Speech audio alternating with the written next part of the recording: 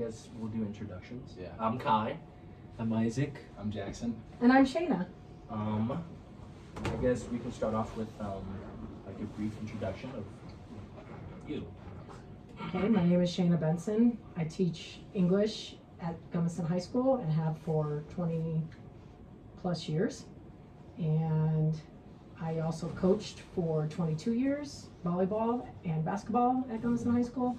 And now I am the Director of Operations for Western Colorado University Wrestling and have been since February of 2020. Sweet. Okay, so I guess we'll get started with a couple of questions. What are some of the main things you do to help manage the wrestling team here at Western?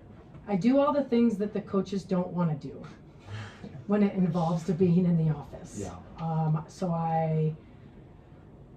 I find hotel rooms, I get flights, I will set up stuff for home duels. I work with the club, the Pee Wee club here in town. I work with the high school team in town and create a bridge between Western Colorado University Wrestling and the club and the high school team. I help manage camps. I make necessary emails. I make advertisements and marketing information. I'm sure there's more, but I'm not coming up with it. Everything that just the coaches don't want to do. Yes, Yeah, yes. That's perfect. When you first started managing the wrestling team, what were some of the biggest challenges you had? Well, the biggest challenge immediately came because I was hired at the beginning of February, and then COVID hit. Yeah. And so everything that we had thought we were going to do, we didn't. Yeah. And basically, my job got put on the back burner and I didn't do anything because we couldn't even meet in person. We didn't know what I was going to be doing because in March is when the national tournament was, and then they canceled the national tournament.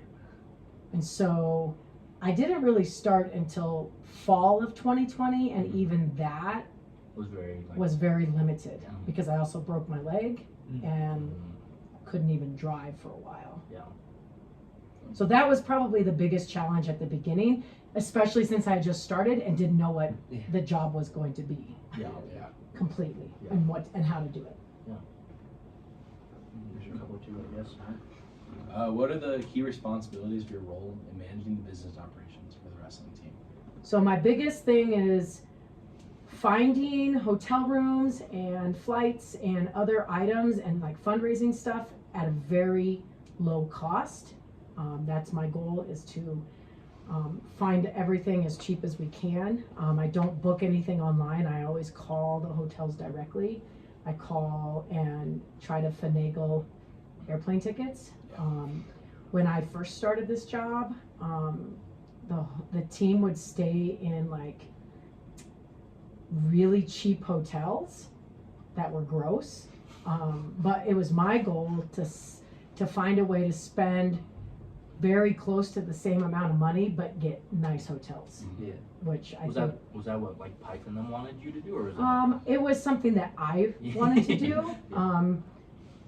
Because I thought it was deserved. You're Yeah. college athletes and you shouldn't be staying in crappy places, but Yeah. there's so much legwork behind that that you have to have time, and Pike doesn't have time. Yeah. Okay, what else did you say?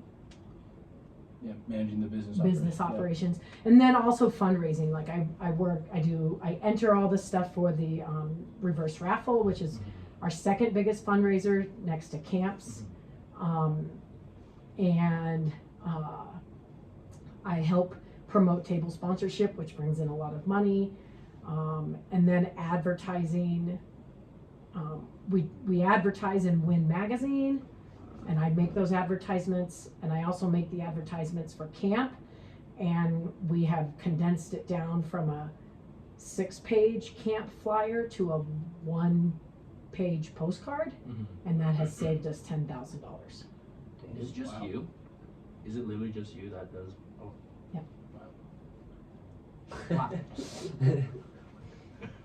So with that, how do you prioritize and manage the team's budget, and what are the biggest challenges in doing so? The priority is what's happening in the moment. So like during season, my biggest priority, hotels, itineraries, and flights. Like I booked the flights for this weekend's tournament that they're right now. I booked those back in September because the earlier you book, the cheaper it is. So I try to look ahead, but then also what is needed in the moment. One of my other big roles is gear, and that's more so during camp and finding items that will sell at a good cost to us. So that will start in the spring for the summer. So kind of that's kind of a hard question for me to answer, I'm sorry. No, that's great. And like In the moment. Yeah. But then also down the road. And with that, like down the road, like say something changes, say this tournament they're at now gets canceled, how do you deal with those? I'm the one that calls the hotels, I'm the one that calls Southwest, and I try to work really hard at getting things altered. Did you guys go to the U23s? Yeah. Or not, US Open. Okay, so the ones, The U20s. okay, oh wait, is it U20, the one that was in Ohio? Oh, yeah. That's U23. Okay, so you guys didn't go to Yeah. that, No. okay. We went to So the- when that whole debacle happened with flights being Oh, canceled, yeah. I dealt with that, and then I worked really hard at getting us refunded, and it was frustrating, but I got it. What are your approaches to fundraising and sponsorships for the team? Well, I always, my approaches, well, our biggest fundraisers are literally camp Yeah. and the reverse raffle. And then we do have a little bit, like the red night where we give away t-shirts. Oh yeah. We get sponsors for Yeah, those. We have sponsors so that's not any money out of our pocket. But our goal is to always make sure that our people who send us money feel like, one of my goals is like to tell Charlie, hey, you've got to make sure we're thanking them, and it's got to come from you. It can't come from me. We're sending out information, and that's where it gets hard, because like right now, he's going to get home at 3 or 4 in the morning, and we're just rolling to the next thing, but we also need to make the thank yous. So I think it's important to make sure your sponsors feel appreciated and informed. Otherwise, that continual sponsorship won't happen. Did I answer that? Yeah. It's kind of like, gotta let them be seen, you know? Yeah. How do you handle budget constraints while ensuring the team's needs are met? This maybe isn't much down my alley, Okay. but what my goal is to always find the deal. So for example, you guys stay at a lot of Holiday Inns and Comfort Inns. We have point earnings for each of those hotels. So did you guys go to Hayes? Yeah. Yes. Okay, so we didn't pay a dime for those hotels Oh, damn. because we just used points. Really? Yeah. So every time I negotiate a deal with a hotel, I say, okay, what's the lowest price you can give me, and can you give me points? And what's the amount of points you can give us? And then they'll give me a price, and then I'll say, oh, but we're not going to eat breakfast either. So can you knock that down anymore? So I wait to ask that after they give me a low price, and then they usually knock another $15 off per room. So I try to every dollar I try to save us, because then it's going back to you guys in return. Yeah. Yeah. Did that answer? Yeah. Okay. I have like a personal question. Yeah. Like when it comes to the red shirts, are they a part of that same like account or anything? Or is that just- They aren't, unfortunately, because we can't break NCAA rules, Okay. and I don't know all those NCAA Yeah, neither do I. constraints, but I know that red shirts are not allowed, or isn't it something like you guys have to pay, or red shirts have to pay for their own rooms? Yes. Yeah. Yeah, so we can't even put those rooms, we can hold those rooms with a credit card, Yeah. but we can't even put those rooms on the credit card Oh. because it's breaking NCAA violations, unfortunately. Number 6. Okay. What's the hardest part about your job that people often overlook? I think the hardest part is this is only 10 hours a week, unless it's camp. And I've got a full-time job elsewhere.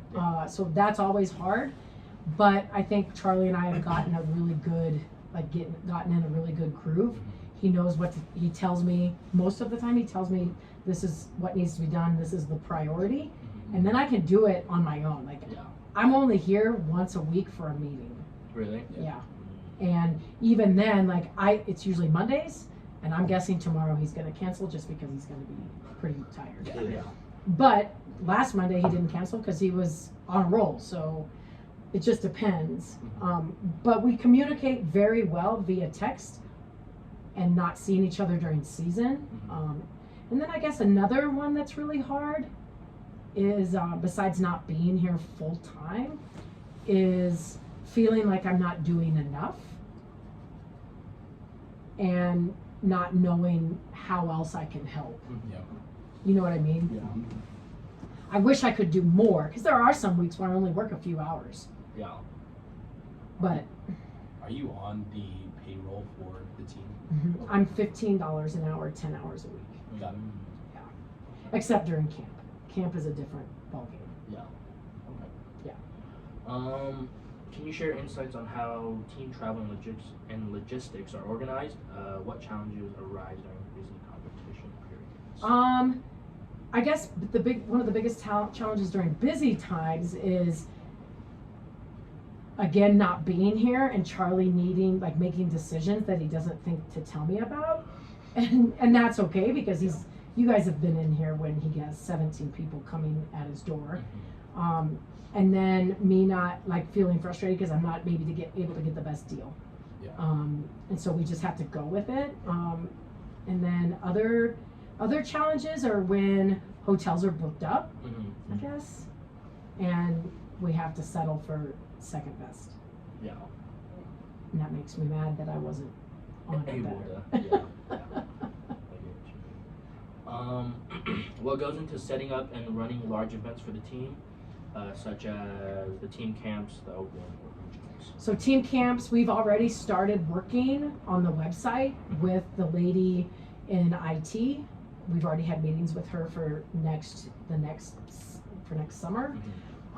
So we start pretty early, and then setting it up is we've got to make sure that we get all the paperwork that you guys have to sign and fill out. We have to get all the coaches that come, like Stryker and Mr. Tatum and making sure they're still all on board, and then literally coordinating mat pickup and coordinating, making sure we have enough gear for sales.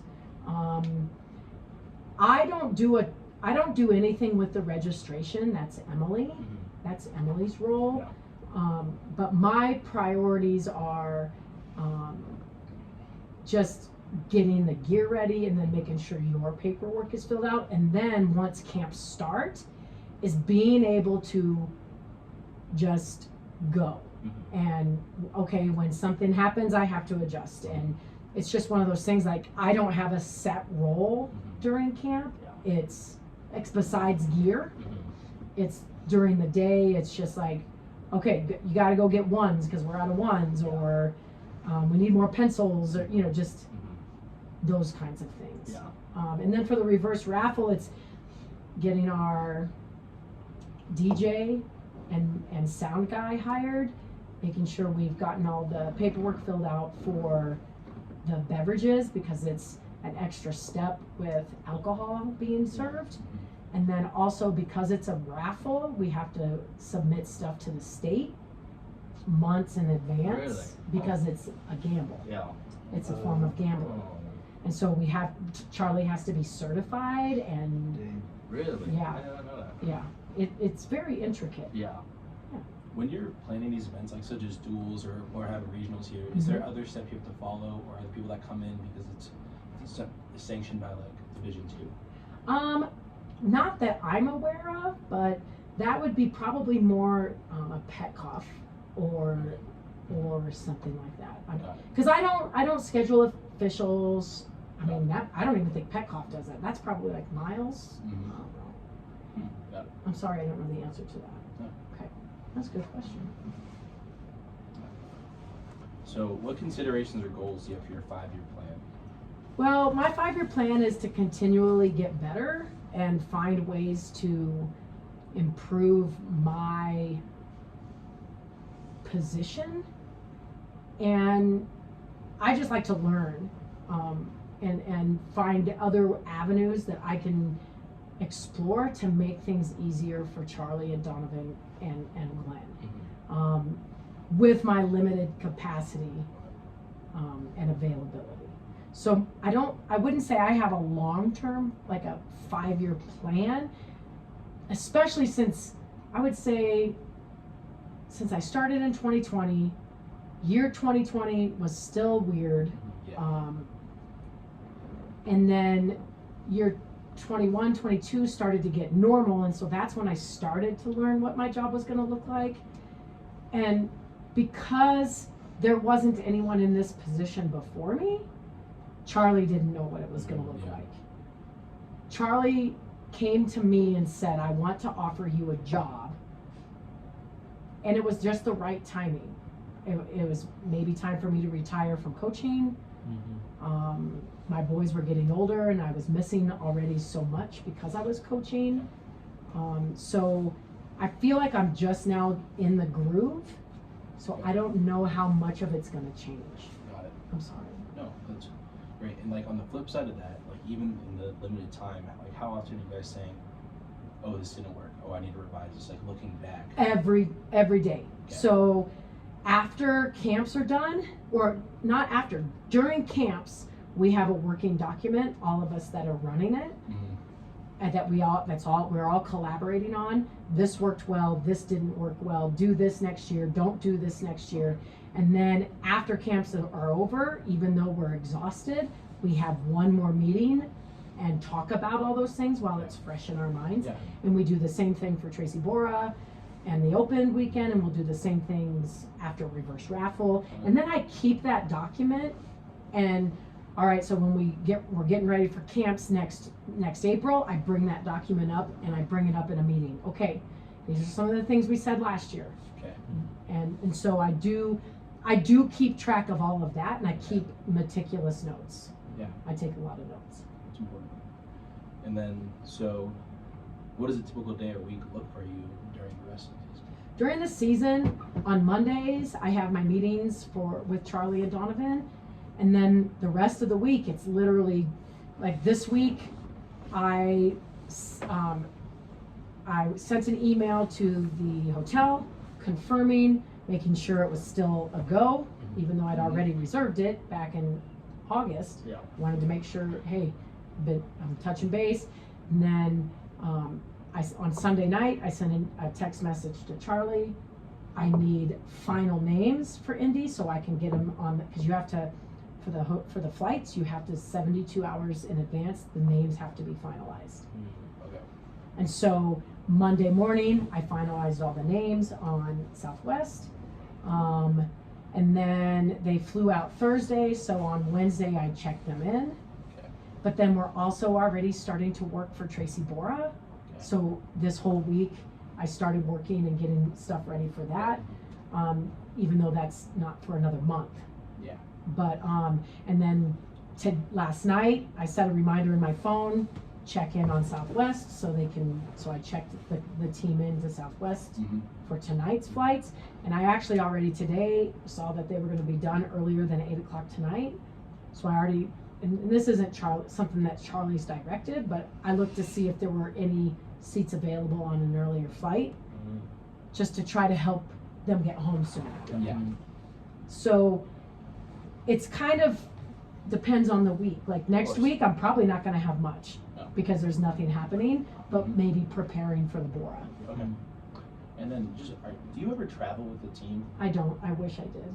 Okay. But like last year, my oldest son wrestled in Pueblo on Saturday at a tournament, and Friday the team it was for regionals. Okay. Friday the team I got the hotel for the team, and so I booked our hotel because it was the same town.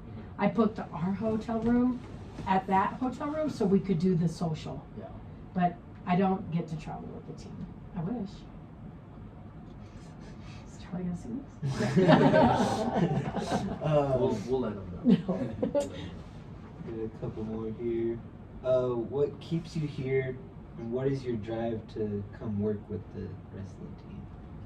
Well, I've often been asked that, like, why you like booking hotel rooms and flights and filling out POs, and I don't know if that's what I like. I don't love that. I mean, I have a master's degree, so I like being around athletics. I grew up in athletics and I coached for 22 years, so it's just like I really like it, and I love wrestling. My children do it. I feel like we've got a great connection with the wrestling program, with K-12 and then the wrestling program here. I really respect Charlie and Donovan, and I like working with people who are like-minded as myself. Yeah. And they push me, and then they've all actually allowed me to do some like mental training stuff, like a lot of that stuff that you guys do. Like Dono and I have really in-depth conversations about Really? it. Yeah. And because I did mental training with my team Yeah. when I was coaching, and so it's not so much that I love booking hotel rooms and stuff like that. I just love being around sports, and it's something different than grading essays. Yeah. You know, Yeah. as an English teacher. Yeah. And I've learned a lot. Like I like to see all the different facets of different organizations, and I don't know if I do this for any team, Yeah. just because I align a lot with the beliefs of Charlie and Donovan. Yeah. It sounds like you're more of like it's more of like a community aspect, and it's like family. Like Absolutely. Like, Absolutely. yeah. That's really cool. Yeah. What's your favorite thing about managing the Hmm. team? Like, what do you think is like? I would have to say the relationships that I've formed, you know, like getting to know you guys, and Charlie and Dono, Glenn, Taylor, but then just the relationships, you know.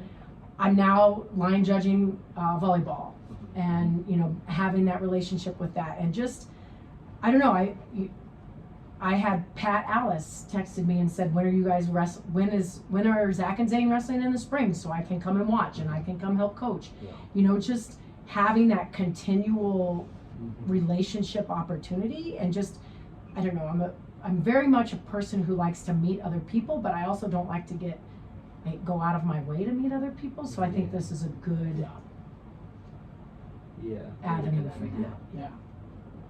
And how do you think you can like maintain those relationships?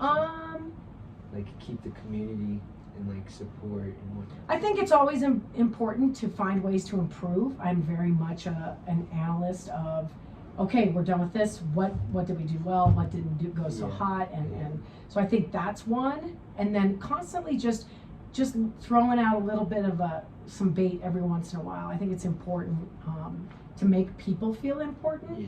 Yeah. And so, you know, like to send Kai a text message, hey, what a great match. I loved watching that, which I truly did. Yeah. But also like, It meant a lot. I knew it meant a lot. And so that's what I did that. And then like to invite you to come watch Zach, like Zach Yeah. was so excited that you Yeah. guys showed up the other night, like meant the world to him.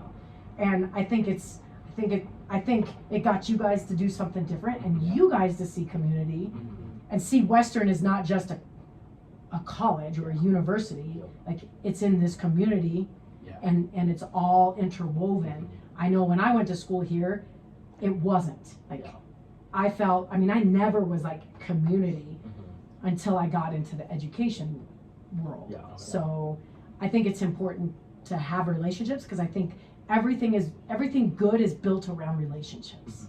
Yeah.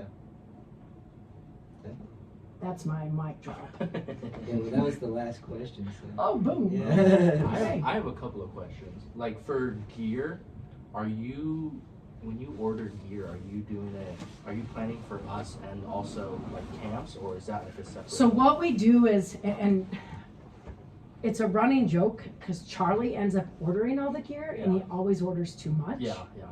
And sometimes that drives me crazy because we don't have a lot of room for the gear. Yeah.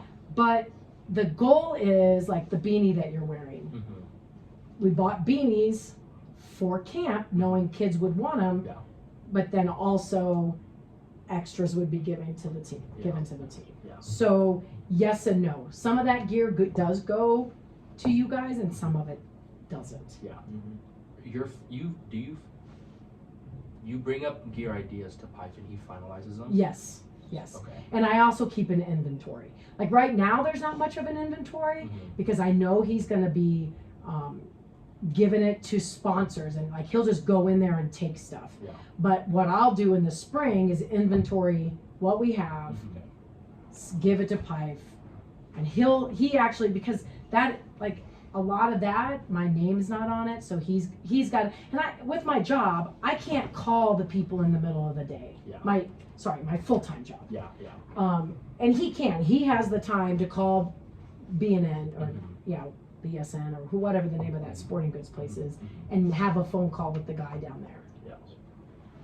Do you think your previous involvement in sports, like, did you do a sport here when you were in college? Yes, I did. What?